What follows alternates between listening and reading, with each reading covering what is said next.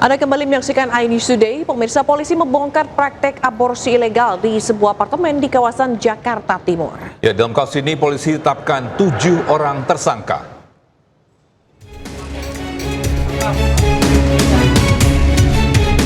Polda Metro Jaya mengungkap praktik aborsi ilegal yang beroperasi di sebuah unit apartemen di kawasan Jakarta Timur. Pengungkapan dilakukan oleh Direktorat Reserse Kriminal Khusus setelah menerima informasi dari masyarakat. Direktur Reserse Kriminal Khusus Polda Metro Jaya, Kombes Pol Edi Suratna Sitepu menjelaskan, praktik aborsi ilegal tersebut dipromosikan melalui 2 website. Kegiatan ini telah berlangsung sejak 2022 dan telah melayani 361 pasien. Ya, rata-rata yang melakukan aborsi itu adalah yang tidak menginginkan anak tersebut, ya, ataupun hamil di luar nikah. Ini rata-rata pasien yang melakukan ataupun yang aborsi di klinik aborsi tersebut. Dalam kasus ini polisi telah menetapkan 5 orang tersangka. Selain itu polisi telah menyita sejumlah barang bukti dan periksa saksi termasuk dari saksi ahli. Tim Liputan iNews melaporkan. Dan untuk mengetahui informasi terkini sudah ada jurnalis iNews Henry Aprila di Jatinegara, Jakarta Timur. Ya, selamat pagi Henry. Apakah ada temuan baru oleh polisi ini terkait pembongkaran praktik aborsi ilegal di apartemen tersebut, Henry? Ya, berkaitan dengan informasi bongkar yang dilakukan oleh Dirkrimum, maksud kami Dirkrimsus Polda Metro Jaya yang telah melakukan bongkar praktik aborsi ilegal yang dilakukan di salah satu apartemen yang berada di Jakarta Timur. Adapun memang informasi yang kami terima bahwa memang pihak dari Polda Metro Jaya juga ini Dirkrimsus maksud kami telah melakukan konferensi pers untuk mengungkap sejumlah hasil-hasil dalam proses pemeriksaan yang ditetapkan bahwa sudah ada 7 tersangka yang sudah ditetapkan sebagai tersangka, dan kemudian juga dalam hal ini tentunya juga disampaikan dalam bongkar praktik aborsi ilegal ini telah dilakukan selama 3 tahun yang dilakukan pada tahun 2022 dan kemudian juga telah melayani sebanyak 361 pasien, dan juga dalam hal ini praktek aborsi ilegal juga telah meraup keuntungan sebesar 2,6 miliar rupiah. Dan tentu juga pihak polisian pun juga telah melakukan penangkapan dan juga telah mengumpulkan sejumlah barang-barang bukti yang diantaranya yakni sejumlah kantung darah dan juga beberapa alat-alat kedokteran ataupun alat medis yang juga telah dilakukan penangkapan dan juga penyitaan barang-barang tersebut. Dan tentunya juga dalam hal ini dalam ketujuh tersangka juga memiliki beberapa peran-peran yang berbeda. Satu diantaranya adalah eksekutor aborsi ilegal ataupun sebagai dokter yang tidak dinyatakan tidak memiliki lisensi kedokteran, kemudian juga ada yang melakukan eksekusi tindakan, kemudian juga antar jemput pasien dan juga sejumlah tindakan-tindakan yang dilakukan oleh sejumlah saksi-saksi lainnya. Dan tentunya juga dalam hal ini kami memantau di lokasi di salah satu apartemen yang berada di Jakarta Timur. Kami melihat bahwa memang tidak dipasangkannya garis polis lain, namun dalam hal ini juga pihak polisian menegaskan berkaitan dengan hal tersebut yang juga telah melakukan bongkar dari praktik aborsi ilegal tersebut. Dan tentunya juga dalam hal ini tentu dari proses pemeriksaan ini juga pihak polisian telah menegaskan dan juga telah menangkap sejumlah saksi-saksi lainnya yang sudah diungkap dalam konferensi pers yang diungkap di Polda Metro Jaya. Sementara saya kembalikan ke Togi dan juga Zila. Baik, terima kasih Hendry Aprila atas laporan Anda langsung dari kawasan Jatinegara, Jakarta Timur. Selamat bertugas kembali.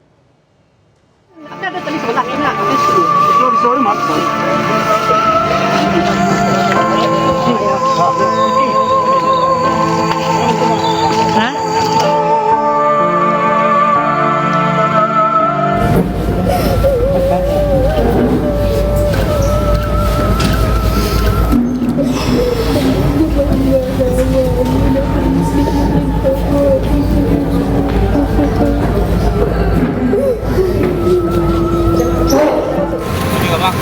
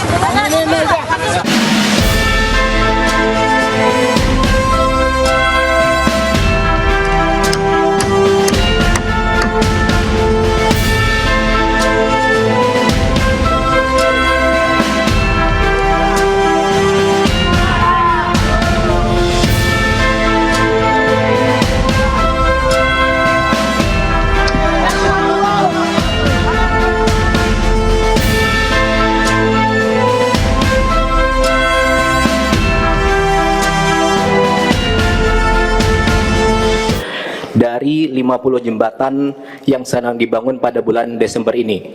Untuk satu jembatan mempunyai berat antara 30 sampai 50 ton, diangkut dari Jakarta menuju ke 3 provinsi terdampak, dan biasanya pemasangan memakan waktu minimal 1 bulan, tetapi berkat kerjasama TNI, Polri, dan warga, alhamdulillah dapat selesai dalam waktu 1 minggu ini.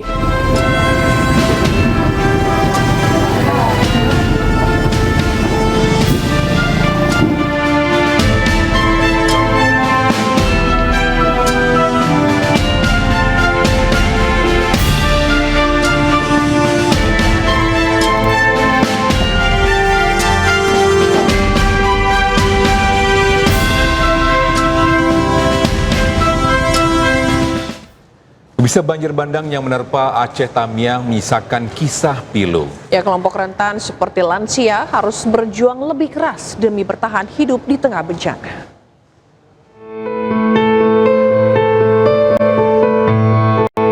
Ada kisah pilu dari banjir bandang yang kini menyisakan lumpur tebal di Aceh Tamiang. Lansia ini harus berjuang keluar dari rumahnya dengan badan penuh lumpur demi bisa mendapatkan bantuan makanan untuk bisa bertahan hidup. Tanpa mengeluh, dengan tubuhnya yang sudah lemah karena usia, ia harus menembus lumpur untuk menggapai lokasi relawan berada.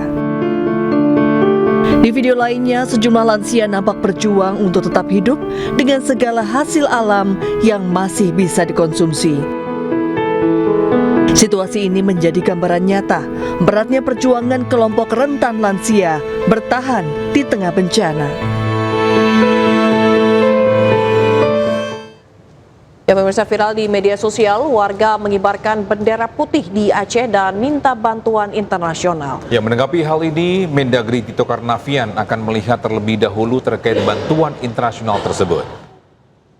Dibantu oleh dunia internasional, kami sudah mengibarkan bendera putih dengan bermakna kami sudah menyerah tentang hal tsunami ini. Viral di media sosial, seorang pria mengibarkan bendera putih di atas jembatan di Aceh. Dalam video berdurasi lebih dari 1 menit ini, seorang pria menyatakan menyerah atas bencana yang terjadi. Dalam narasinya juga menjelaskan siap menerima bantuan internasional. Tapi menyerah dengan keadaan tsunami yang sekarang yang tidak bisa kami berbuat apa-apa lagi. Kami butuh bantuan dari dunia internasional untuk membantu Nanggro Aceh dan Salam. Menteri Dalam Negeri Tito Karnavian menanggapi warga Aceh yang siap menerima bantuan internasional. Menurut Tito, pihaknya akan melihat dulu bantuan yang dibutuhkan masyarakat terdampak bencana. Menyerah dong, Pak. Berarti mereka merasa tidak teropeni gitu kan? Minta apa dulu gitu? Minta tolong, Pak. Assistance, Pak. Bencananya urusan tolongnya untuk apa? Ada dana, bantuan apa? Rehabilitasi dan rehabilitasi. Hah? Konseling kan? Rehabilitasi, Pak. Rehabilitasi. Kalau konseling ya banyak kita mampu. Tapi kalau Pemprov pemerintah daerah mengajukan itu tidak apa-apa ya, Pak? Tapi ini apakah diperbolehkan Pak kepala daerah meminta bantuan kepada PBB dan luar negeri, Pak? Nanti kita pelajari. Tapi artinya di luar kewenangan atau di luar izin? Apa itu diperbolehkan? Menurut warga, pemasangan bendera putih di sejumlah titik di Aceh ini telah berlangsung selama seminggu. Bendera putih ini sengaja dipasang sebagai bentuk kekecewaan warga atas lambannya penanganan bencana banjir bandang dan tanah longsor yang menerjang Aceh selama 3 pekan. Tim Liputan iNews melaporkan.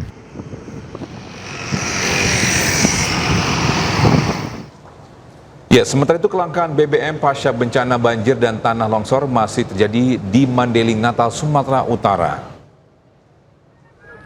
Kelangkaan BBM membuat warga berebut antrian hingga terjadi kericuhan.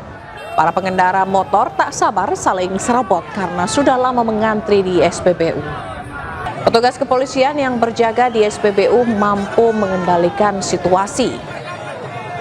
Sudah lebih 3 pekan pasca bencana banjir dan tanah longsor, kelangkaan BBM masih terus terjadi.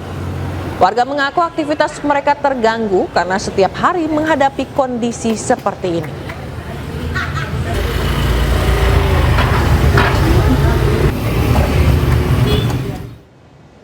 Pemirsa, kericuan terjadi saat sidang paripurna DPRD ND bersama Bupati ND.